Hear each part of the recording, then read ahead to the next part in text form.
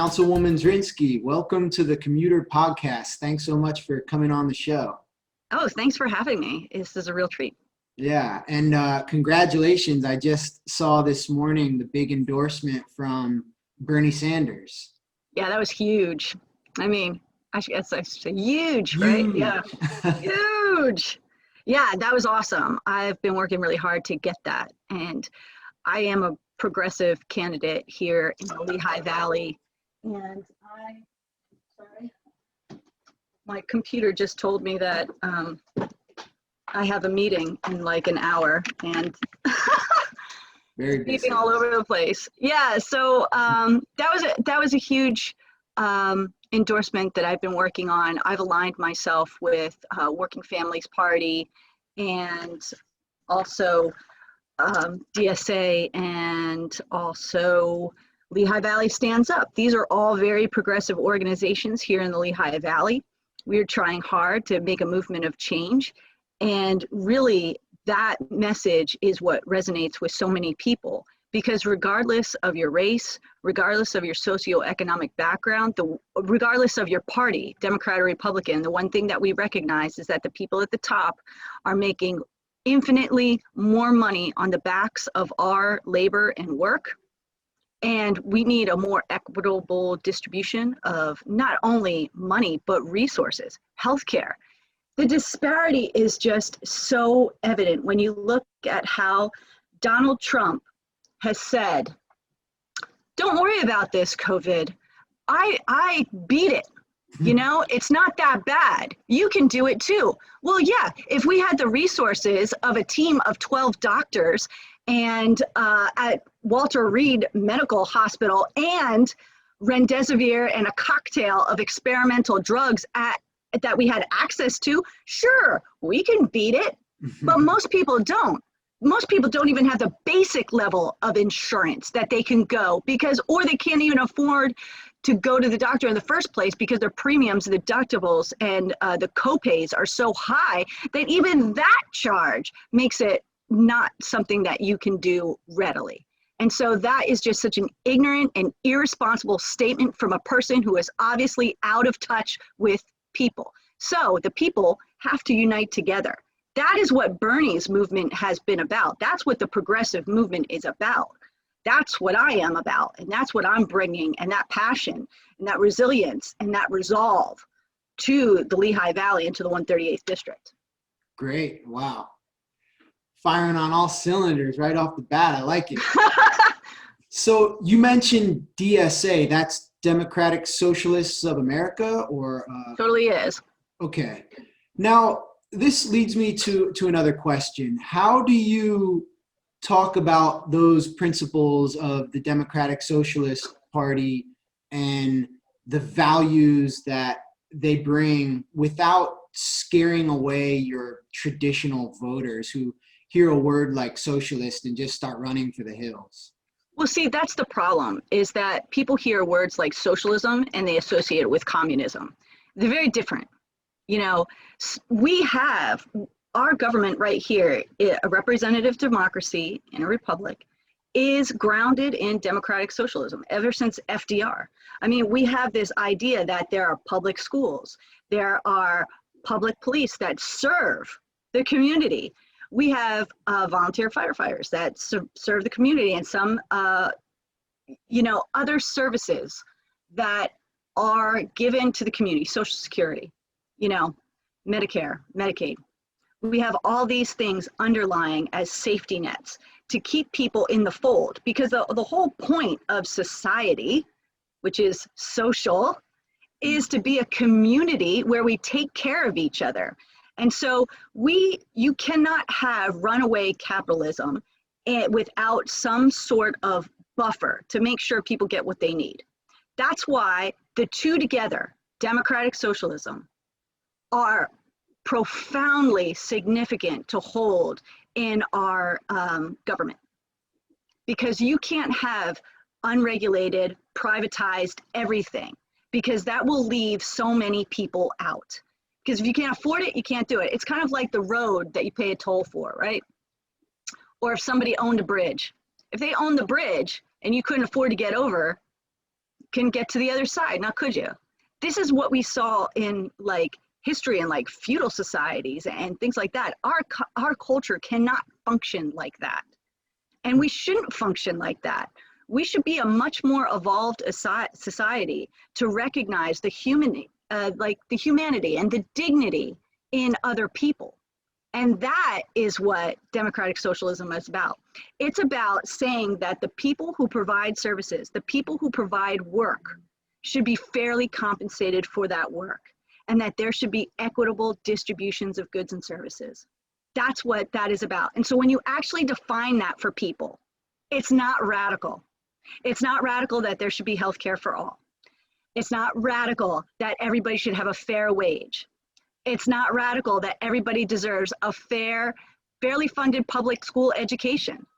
It's not radical to think that corporations should pay their fair share of taxes and that we should stop shaking nickels out of the middle class and the lower class.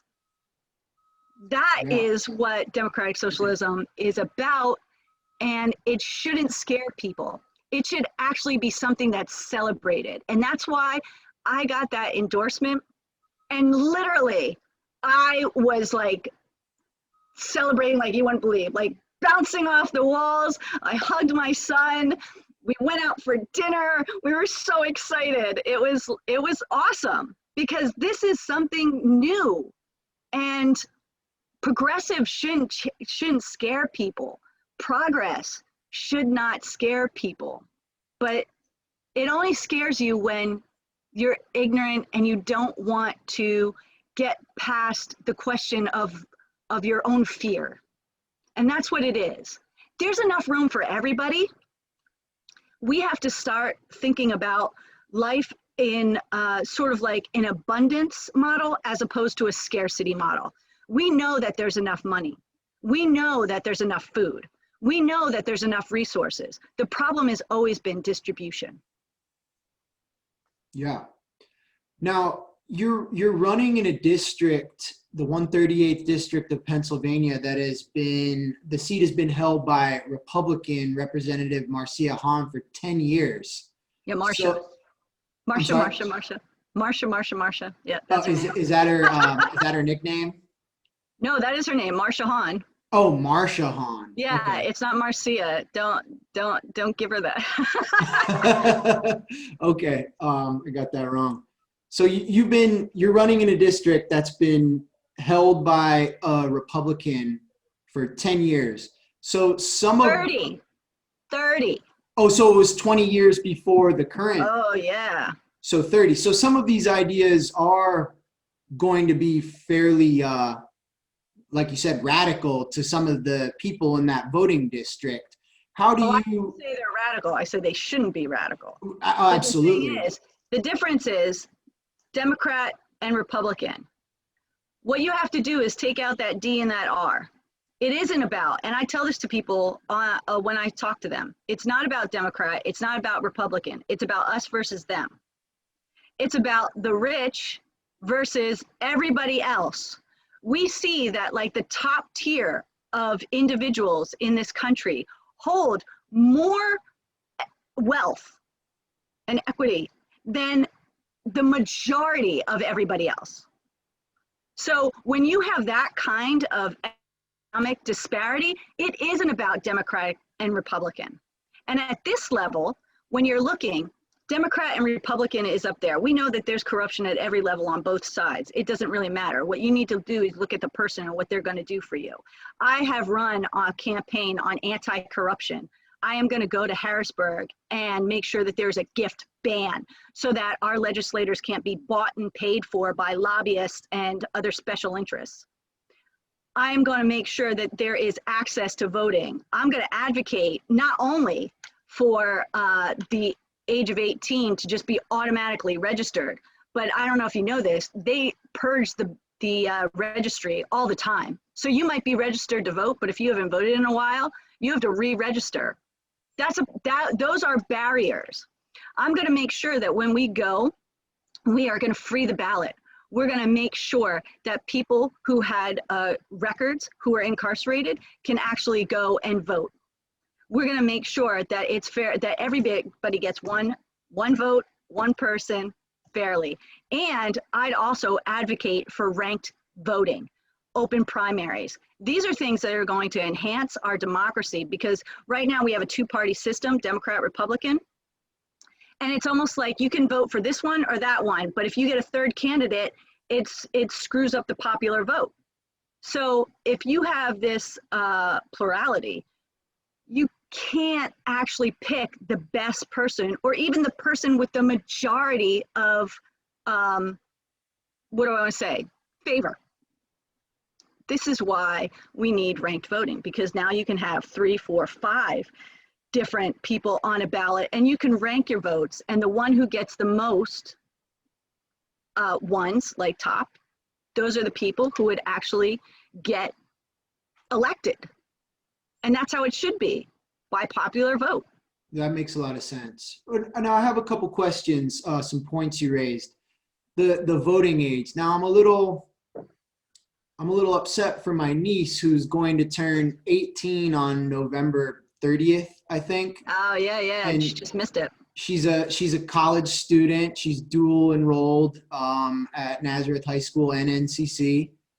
And she can't vote. She works. She pays taxes. Do you think that lowering the voting age is a good idea? That's a tough question. Because lowering the voting age, it's not like you have to make some sort of standard. We have set the standard that 18 is the age to be an adult. You know, that's when you enter into adulthood. I mean, you can't drink, you know, you can't buy certain things, but that has been one of the rites of passage coming into adulthood. I don't know how low we would make the voting age unless we made the voting age something like when you get your driver's license, you can vote, or something like 16 would be the cutoff. I would entertain that, but I don't know if I don't know how passionately I would advocate for that. Sure, it takes some But I do thought, think for sure. that yeah, but I never really considered that before. My son turned 18 and he was voting like right away. You know, there's so many people who are not engaged in the whole voting process. I mean, I can't imagine that a high schooler, but then maybe there are some high schoolers who are really engaged and really want to vote. So that's a conversation that young people have to advocate for if they want that change. That's how we make, but that's how we make change, is if there's a group of people who want something that bad, we have to listen to them. Great. So then another topic is the districts themselves. If you want to talk about voter suppression now, what is going on with these shapes? Where did they come up with these these crazy districts? They're gerrymandered districts. This district has been gerrymandered, which means that the lines have been cut in a way that favor Republicans.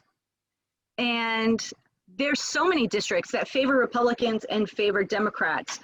And it's almost like we've picked we've picked the divide in the House. It's this or that. And that is what's leading to all this division amongst people, because it's polarized individuals into thinking that either you have to be a Democrat or a Republican, there's no in between. Northampton County is very unique in that we maintain our purple status. We are a swing county. People here vote their mind. And even though that's why, you know, even though the 138th is a very gerrymandered district, I believe that I will win because people vote their mind and because my message resonates with them. I have actual talking points. I have a plan. I am detail oriented. I'm not just throwing out some regurgitated, you know, talking points from the RNC or, you know, from the DNC, the people on high. I actually thought about the things that I want to do and they affect me. And that's why I'm passionately motivated to fight for them. And I see other things that affect other people and that passionately motivates me to advocate for them, because I have a lot of empathy and compassion for anybody who struggles. I mean, I talked to a woman the other day on the phone. She was talking about how she couldn't get disability insurance, and she has been disabled since she was a child with a degenerative disorder, like a, what was it? Sort of like a muscular and an inflammatory degenerative disorder that manifests in multiple different diseases. And my heart just went out to her, because here she is in her 40s, she's trying to make an at-home business, and she's struggling every day with chronic pain, with chronic fatigue, with inflammation, with just things that barriers we don't have to overcome if you're healthy. You know what I mean? And yet she's been rejected time and again. And it's frustrating, because I've seen other people who have gotten disability and insurance who could, you know, maybe work, but average, you know, entry level. We have to incentivize people to actually work in dignified positions at fair wages. We're seeing this with the unemployment compensation.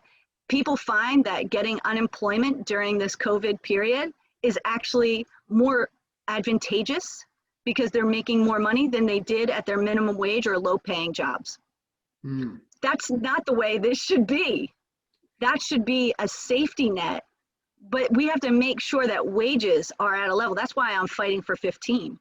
That's the $15 minimum wage. We are long overdue for a minimum wage overhaul. It has been decades since we have seen any significant increase, and it can't be that way.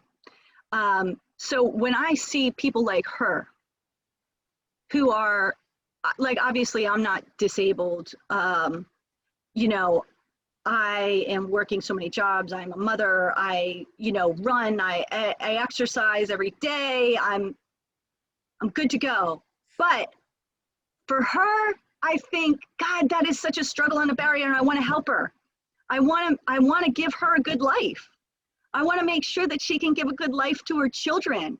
She has several children that she's raising and homeschooling right now, and I think these struggles are not struggles that should keep us as at arm's length from each other. They're the ones that unite us. And when she told me that she was a Republican and this was the first time she's going to vote for a Democrat, I knew I broke through, because it's the human connection that's important.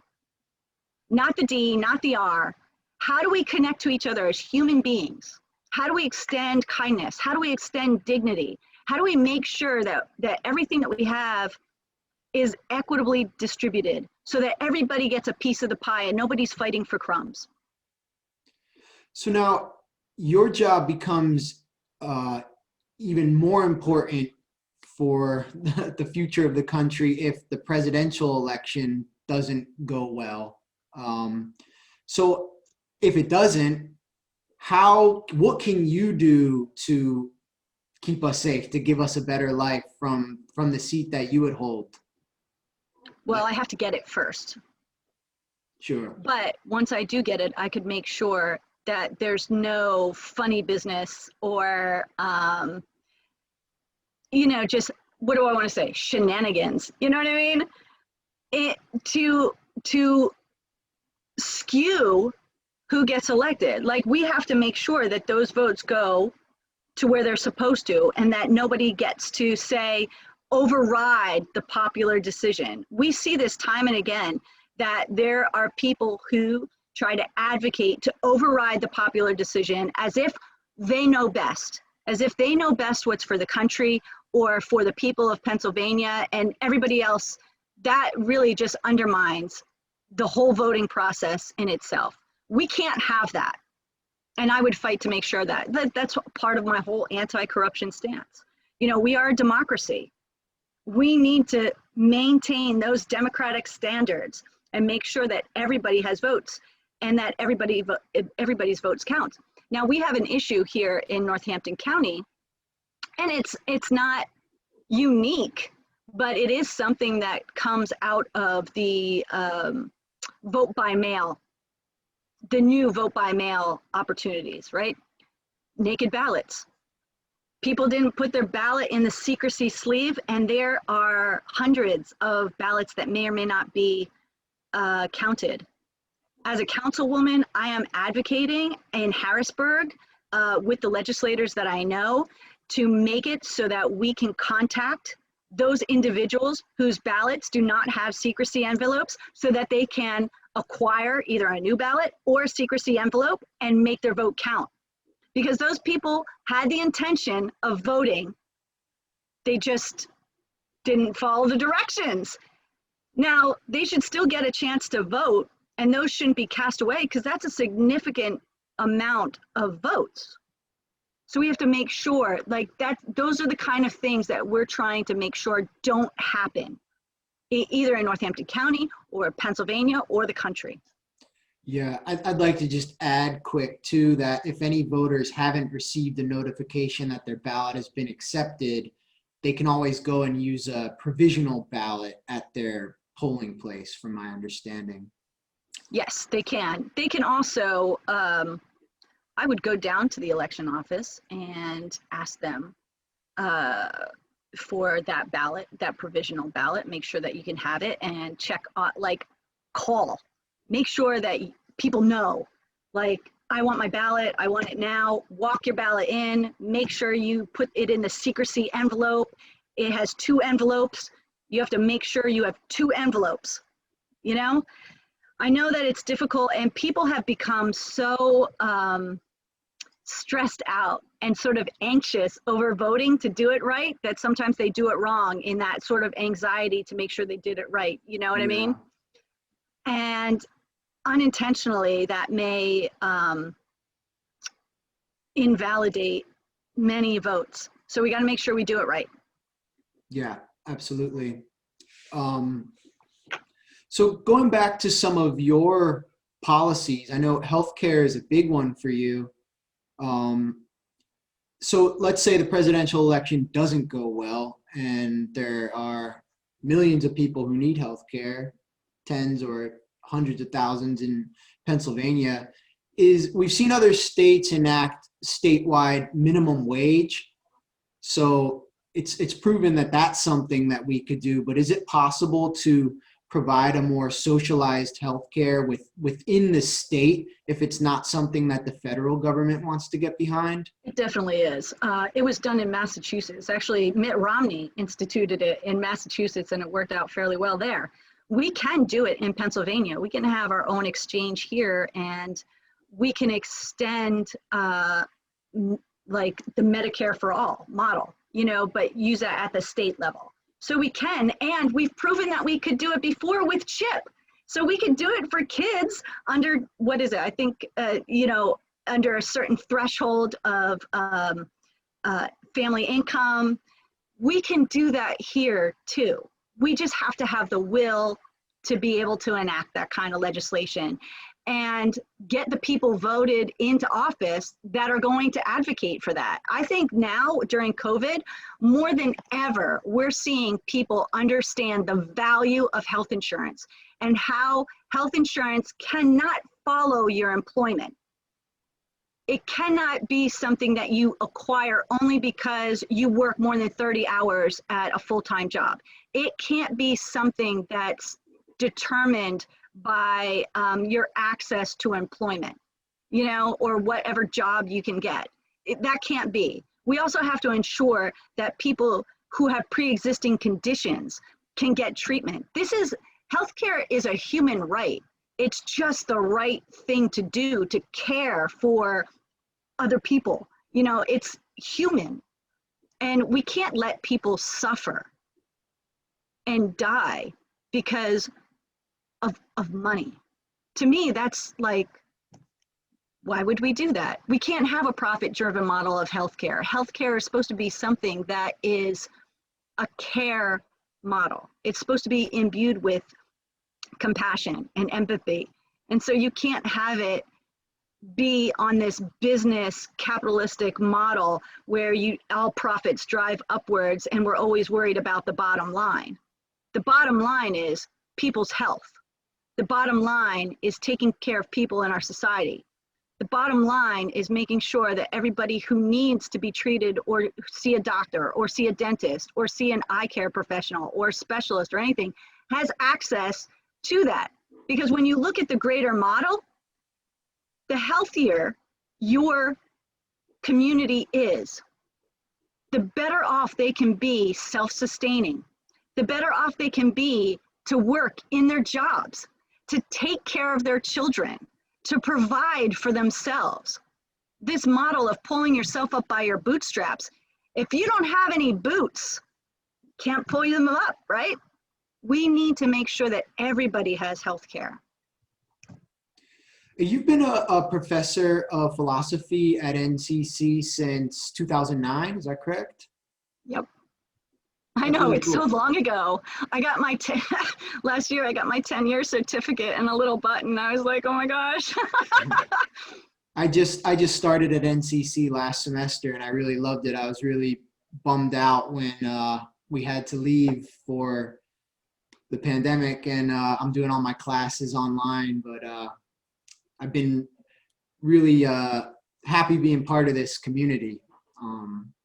Yeah, So, NCC is very unique insofar as, because it is a commuter college and because it is a community college, it draws people from all different socioeconomic backgrounds, all different income levels, all different races, all ethnic groups, international students.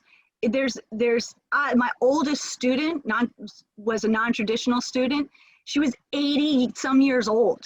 wow, that's great. I loved having her in class because she just had a wealth of knowledge that she could, even though she wasn't necessarily knowledgeable about the subject, she brought other knowledge from her experience in life.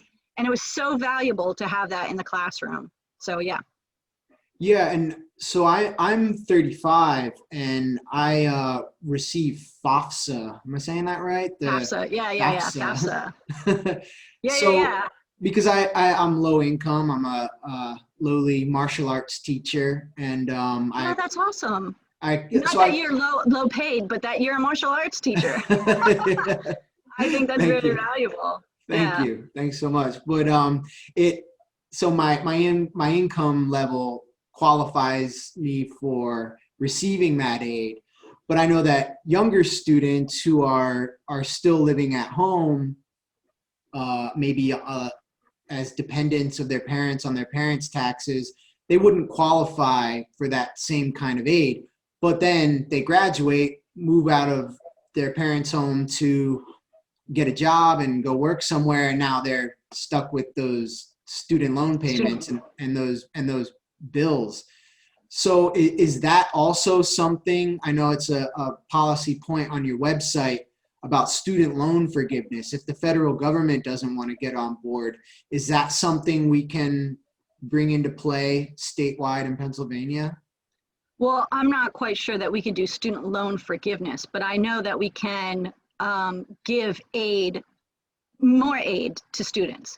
One of the things that has happened at the state level is that we have stopped funding or curtailed our funding for state colleges. When I went 20 some years ago, when I was applying for colleges, I know that state schools were a lot cheaper. They were about $8,000 for a year. That might be the price of like community college right now. Now Penn State and some of those other state schools in that consortium are about as expensive as any other college, like $50,000, $60,000, $70,000. You know what I mean? My son goes to Washington and Jefferson, and we applied for FAFSA as well. And we got a significant amount of aid, but we still had to take $20,000 in student loans out per year. So just multiply that by 4. My son's going to end up with $80,000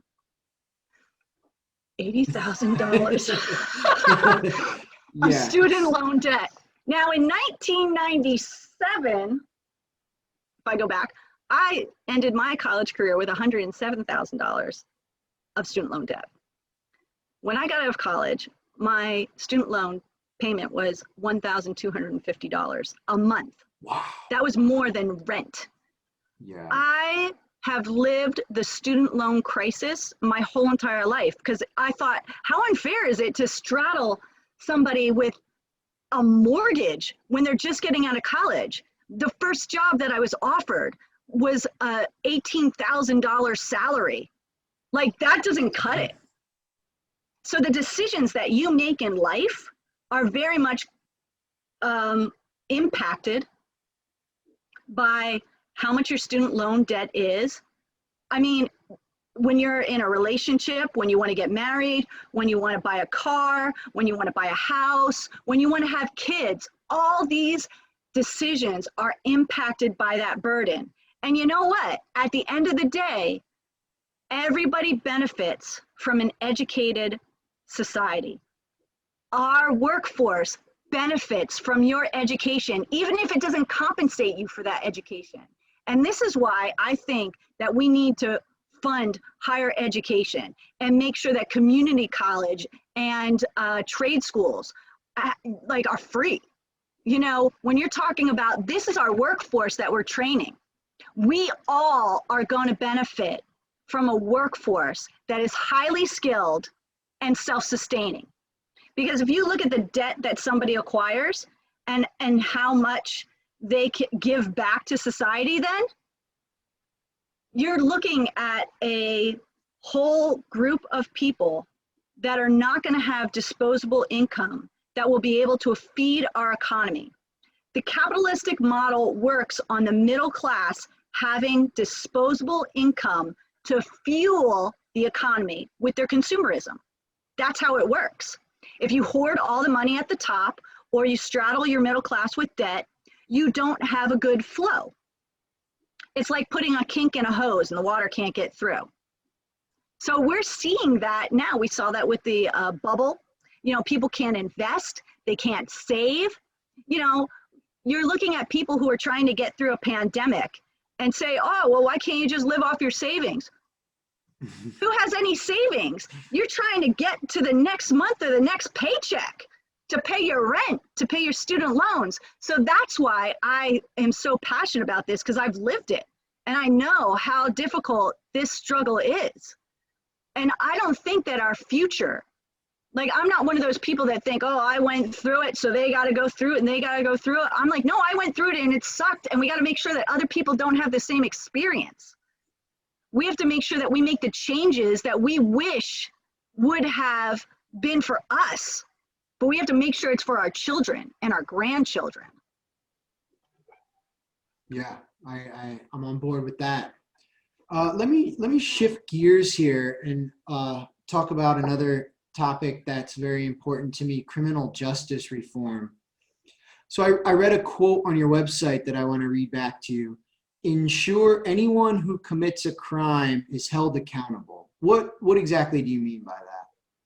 That means it doesn't matter your color, your socioeconomic background, or your ability to pay for a lawyer, because let's face it, justice is served to those who can afford it. When you go to court, the person who wins is the one who can fund their lawyer.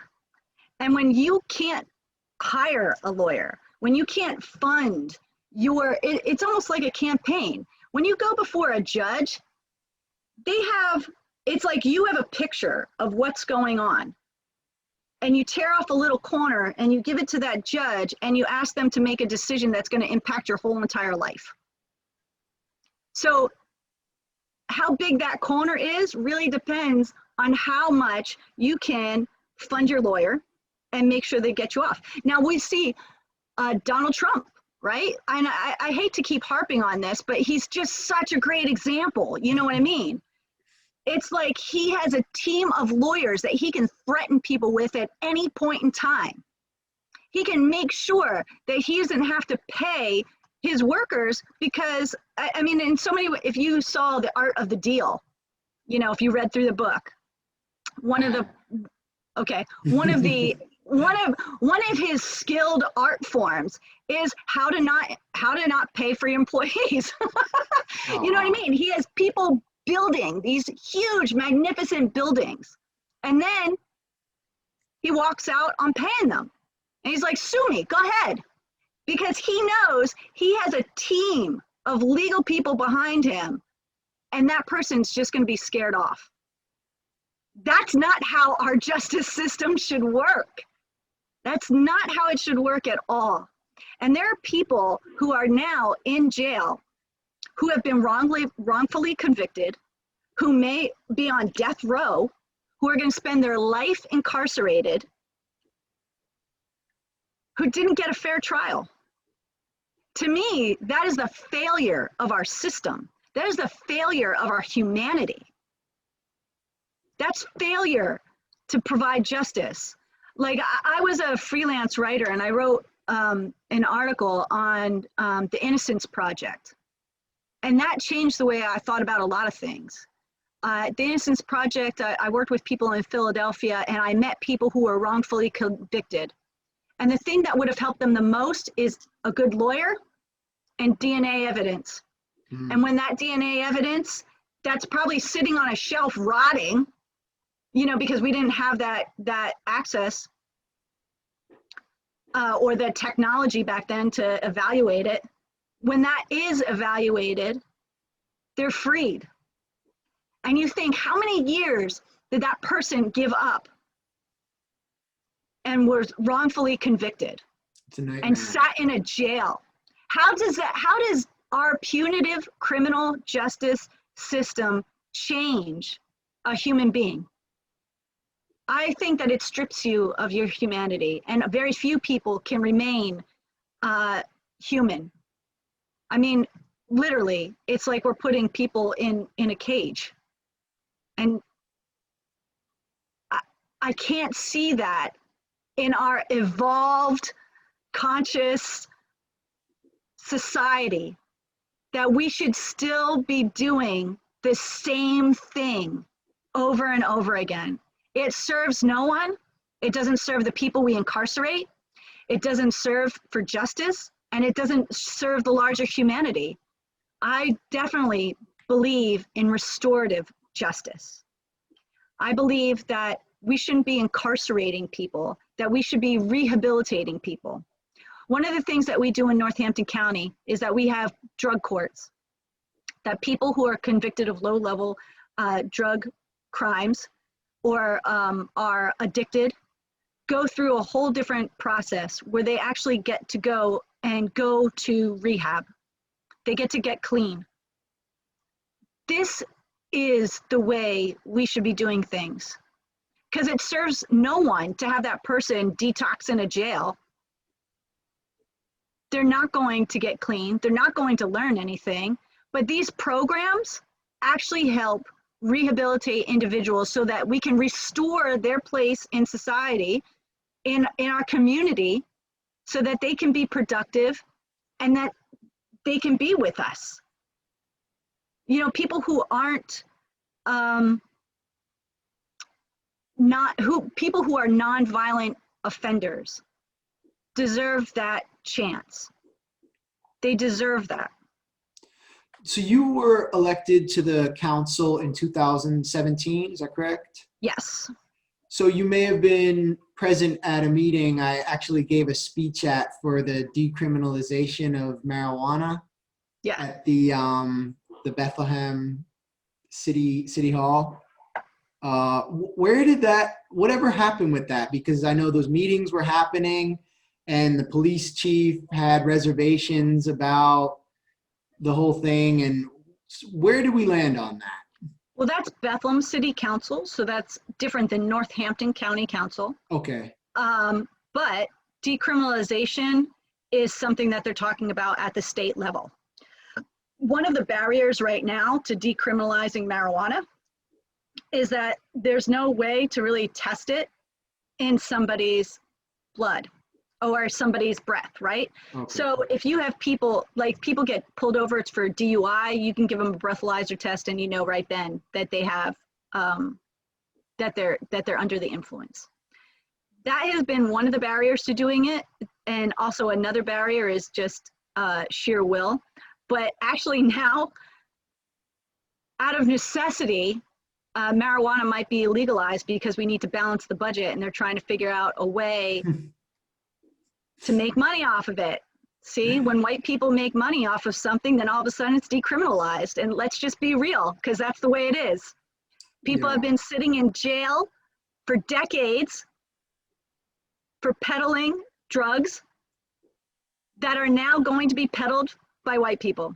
And those are people of color that are sitting in the jails. I don't understand the argument that DUIs would be a reason not to decriminalize it, because whether it's legal or decriminalized or illegal, people could still drive high. So I don't understand how that arbitrary designation would prevent it. People drive drunk, you know.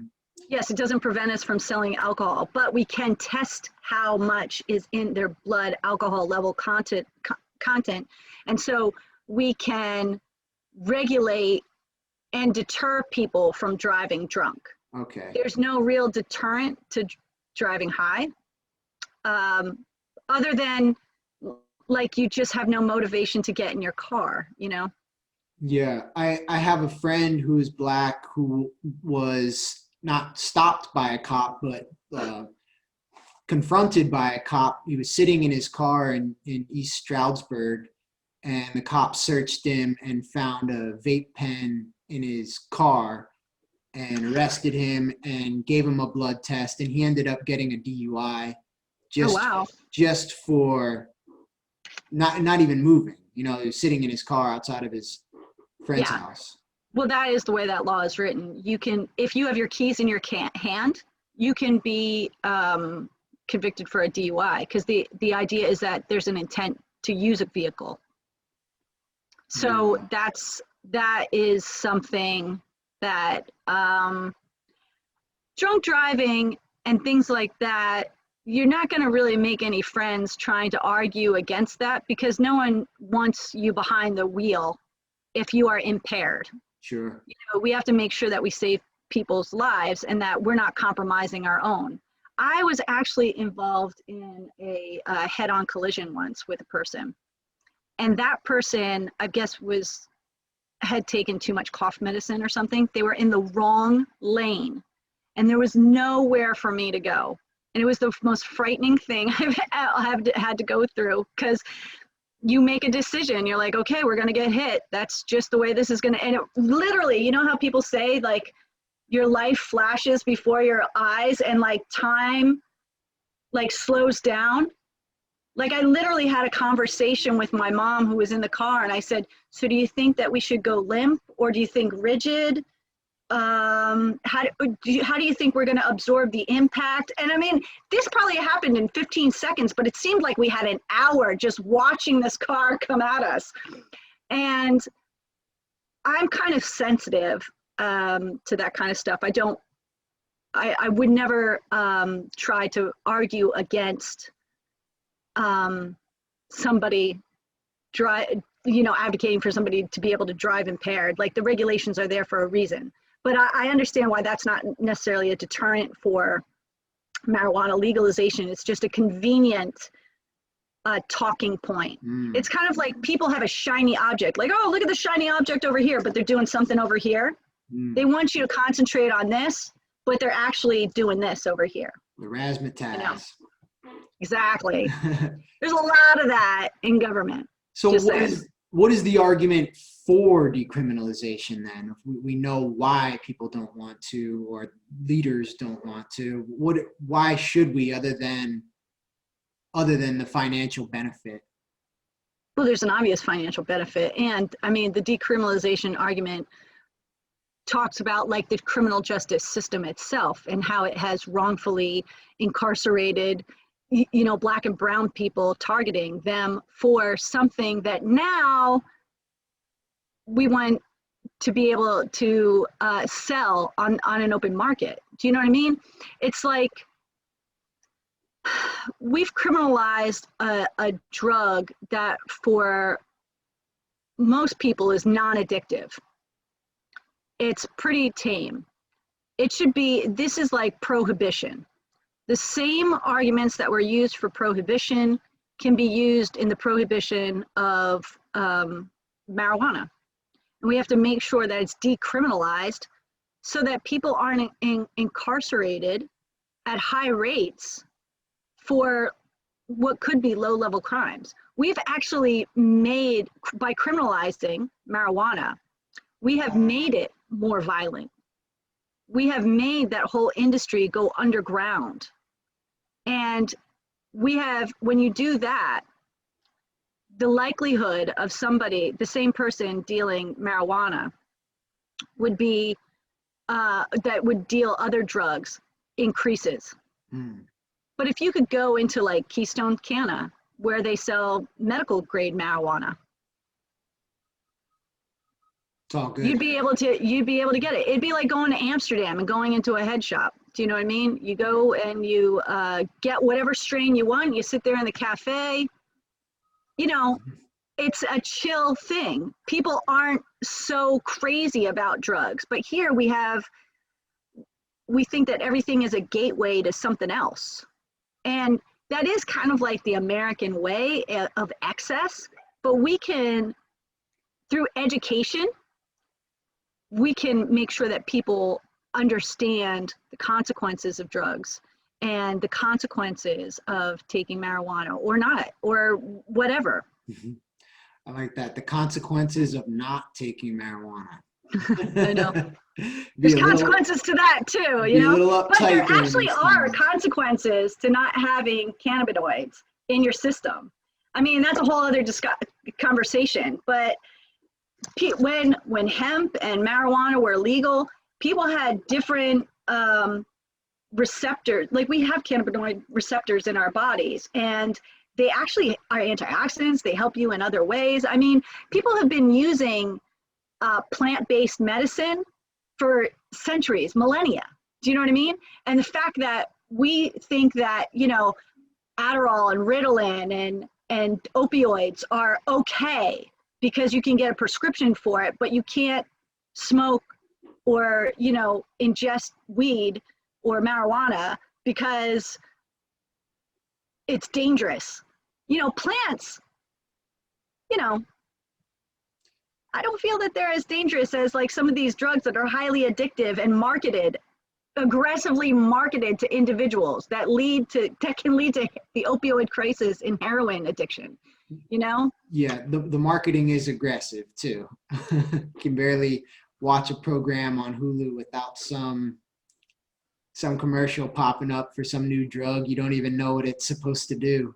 I know, and the side effects are like, I mean, we all know that. That's like an SNL skit, like waiting to happen. And every time you're just like, oh my God, like, why would I want any of this stuff to happen to me? Yeah, try it. I don't know, maybe you'll get better. But I'm glad you use the word gateway and the concept of one step leading to the next, because that's a nice segue for one of my final questions for you. So you're on the council going for the state house. How far do you want to take it? Am I talking to the next future governor over here or even higher? Yeah. You know, I like to think I'm going to take it one step at a time. You know, I got to Northampton County Council and I was very proud of that. Like, no one thought I'd win that race. I was like a dark horse. They told me, you have no name recognition. No one knows who you are. You're not going to win. I went home on election night and like took a shower because I'd been up for a couple days, sat on the couch, and Lamont McClure called me on the phone and said, you better get down here because you're winning. I go, what do you mean I'm winning? He goes, at one point in time, I was the top vote getter.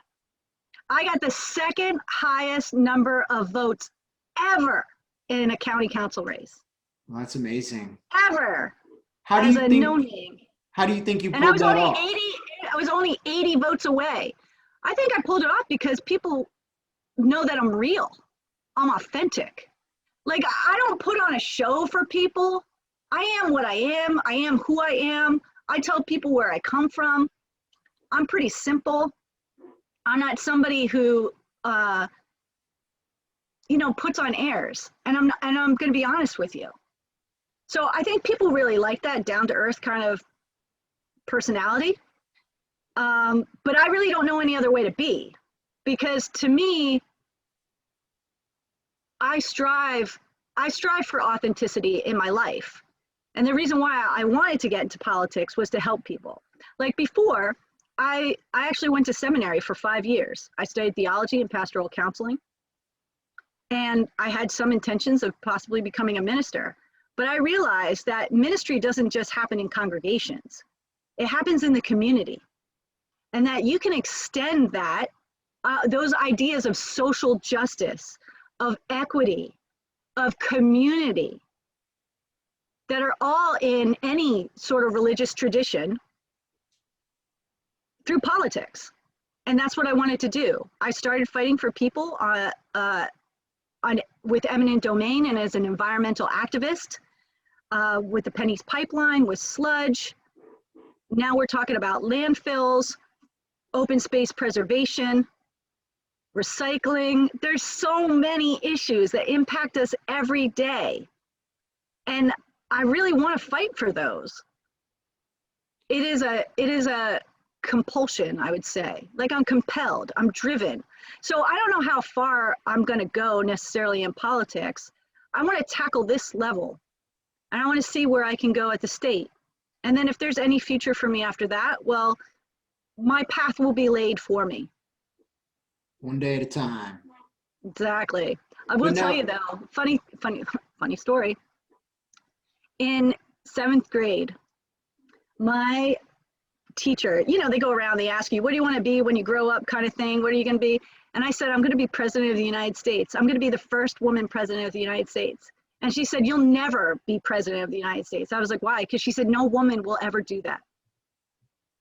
And to me, that was not any sort of deterrent, but a challenge. How can you be in politics? And I remember Christy Todd Whitman spoke at my graduation, and she was a female political leader in, I think, state representative in New Jersey. And I saw her on stage, and I thought, we can do this. I saw Hillary, and I thought, we can do this. And now we're seeing more and more women in government. And I know that there will be a female president one day. We are that much closer with having Kamala Harris as vice president potential.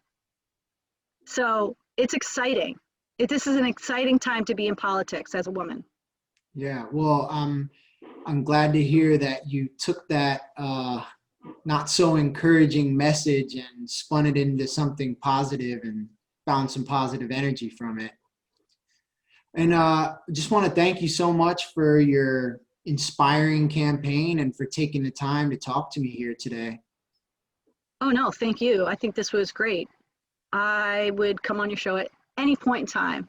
Okay, cool. Well, let's do a celebratory episode and talk about what's in store for the first year in office then. Yes, we will definitely do that. And hope I win. Yeah. You know, I got a good feeling. I'm rooting for me. Yeah, so now you just have to make sure you tell your viewers, register to vote,